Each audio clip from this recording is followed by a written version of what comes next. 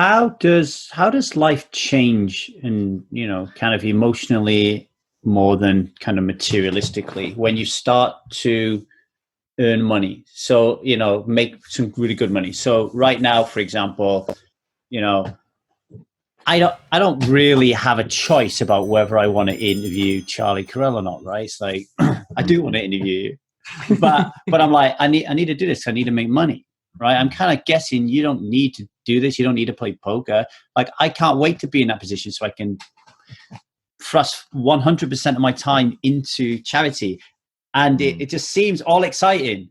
But is it really? Like, what is it? Yeah, really? I mean, What does it look like over there, Charlie? I mean, the grass is always greener, huh? I'm not envious or jealous at all. I mean, if you look at most rich people and most of the very wealthy people I know, they sweat more about money than the people that don't have money by a long margin. They're the ones sitting and refreshing the cryptocurrency and stock pages, and they're the ones that are worried about people fucking them over. I need to swear less because I'm about to speak publicly about my charity in a month. I think that might be there's a bit of transference going on here. Let's both agree that we're going to try not to swear between now and then. Yeah, I'll give $50. I was about to say 100, but I don't know if it's going to be like 100 times. I'll give $50 to a charity of your choice for each time I swear, and we'll count it out. We'll count it out. Okay. I won't do that because we're having a conversation about how broke ass I am.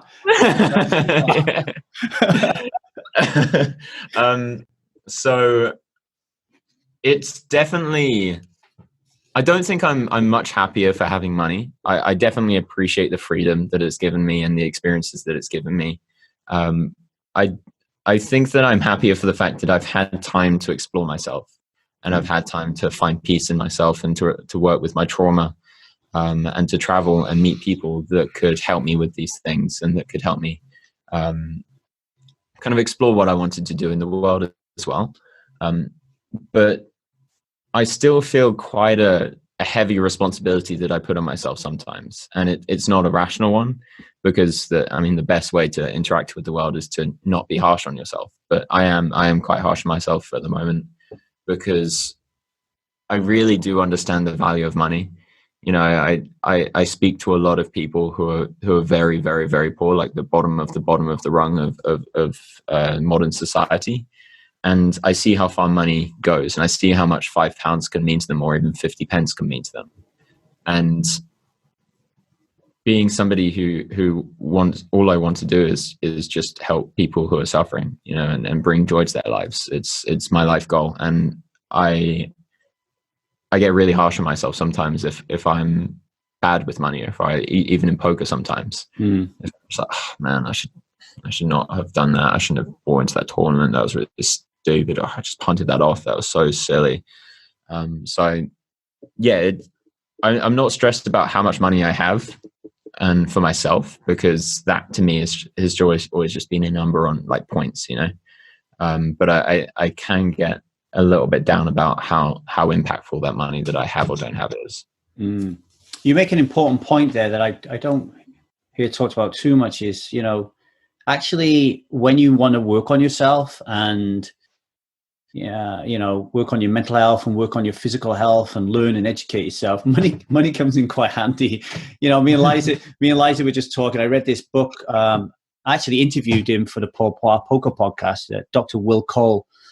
He wrote The Ketotarian and the Inflammation Spectrum. I'm actually on week 7 of an 8-week elimination diet, trying to get my inflammation down. Right. Oh, good. Too. We should speak about that afterwards. I've done a lot on this. Oh yeah, I cured a skin disease that the world said was incurable.